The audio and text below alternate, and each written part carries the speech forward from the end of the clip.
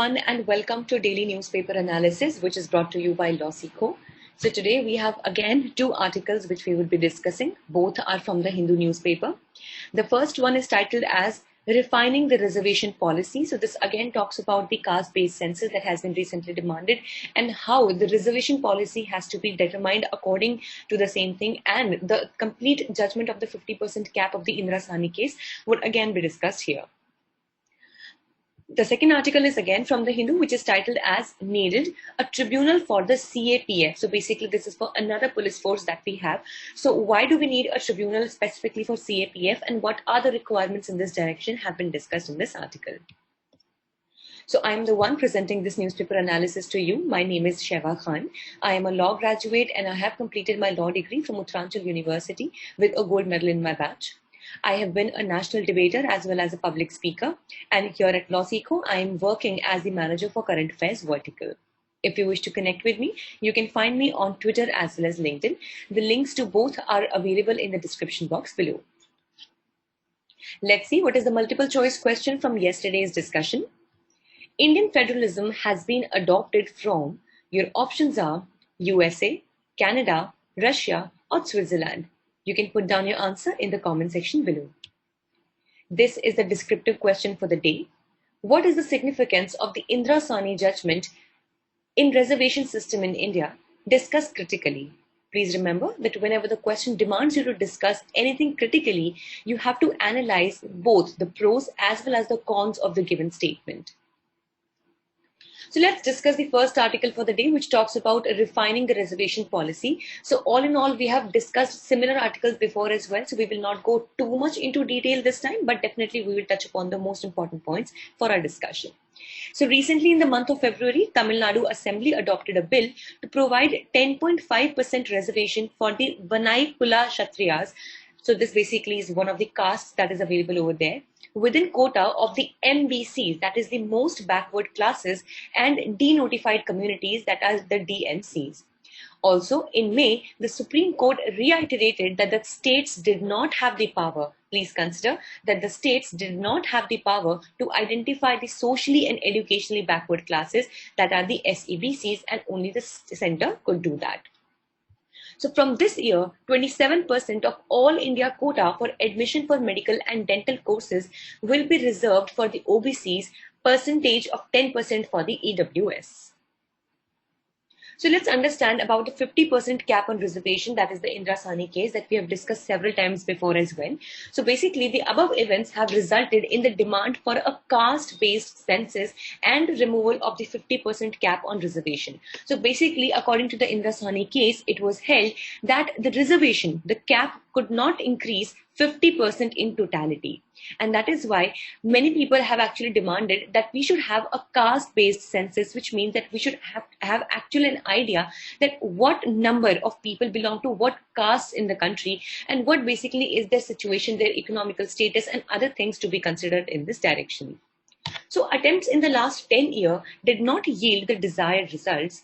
In 2011, the Socio-Economic and Caste Census report was made public in 2016 without any kind of particular data on caste. Report of a similar kind of census was done in 2015 in Karnataka, and it is still not out. So we have seen that previously also such attempts have been made, but no substantial outcome has yet been received from these reports. Tamil Nadu provides 69% quota for the backward classes, NBCs, which were the most backward classes, the scheduled castes, and the scheduled tribes. The population of the backward classes, MBCs, DNCs was 67%, and the SCs and STs accounted for around 21.11% according to the 2011 census. So now here we have a need for the sub-classification. So here we have the National Commission for the Backward Classes. It emphasized in the year 2015 that more emphasis should be there on the need for classifying of the OBCs than on streamlining the provisions of creamy layer to ensure fair implementation of the reservation policy, so that it should be made sure that only the people who actually deserve or who are in real need of the reservation policy, the reservation is benefiting them and only them, and the other people do not get benefited just under the veil of being into that caste. Second, it suggested the creation of 3 subcategories like the extremely backward classes, more backward classes, and the backward classes. So Tamil Nadu's first backward classes commission recommended that there should be affluent sections in the backward classes, then they should be precluded from reservation for the reason of equity, and that is why this would only actually make it possible that on an equitable basis the people belonging to different sections from different castes also would be given the required facilities under the name of reservation. So let's discuss the second article for the day, which talks about a tribunal for the CAPF.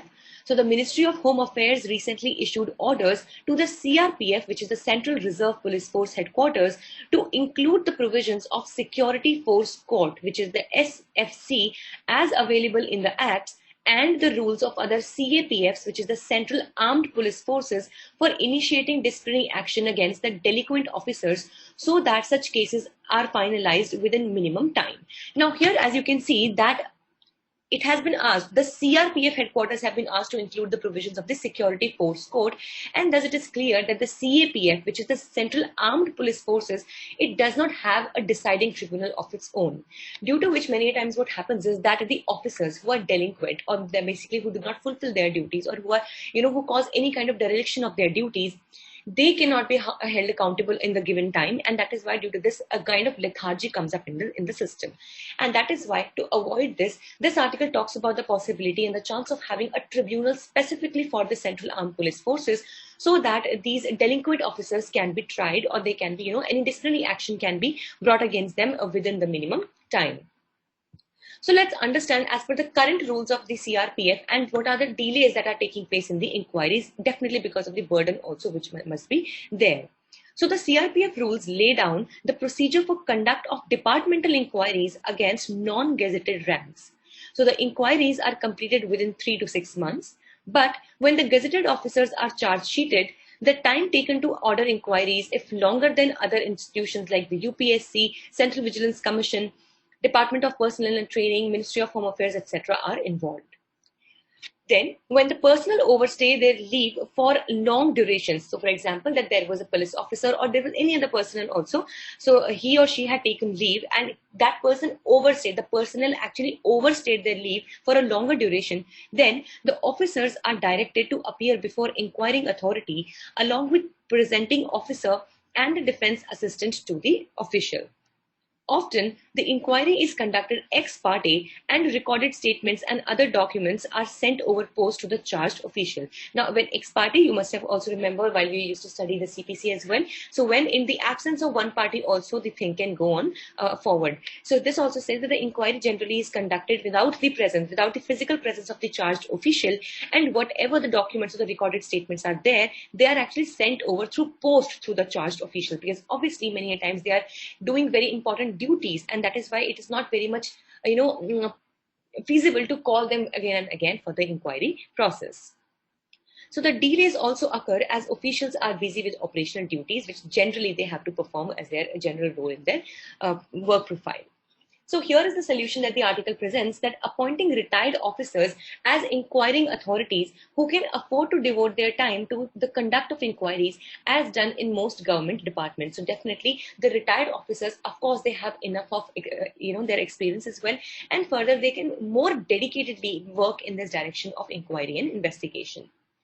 And the way forward for this particular thing is that as increasing number of cases are being filed in the high courts across the country in service matters, it is high time that the government now considers setting up a separate tribunal for the CAPF on the lines of the Armed Forces Tribunal for the Defense Services. Let's see what the future holds for this direction. So this was all for the day. Thank you so much for joining in, and do not forget to catch the podcast discussion of this entire newspaper analysis that you can find on Spotify, Google, Anchor, as well as Apple Podcast. Also, if you want to avail the PDFs of today's slides, so you can definitely join our Telegram channel. The link is available in the description box below, or you can scan this QR code that you can see on your screens. Also, for other crisp and ready-to-go content, do not forget to follow us on our Instagram channels for Judiciary, CLAT Prep, as well as UGC Net. Thank you so much.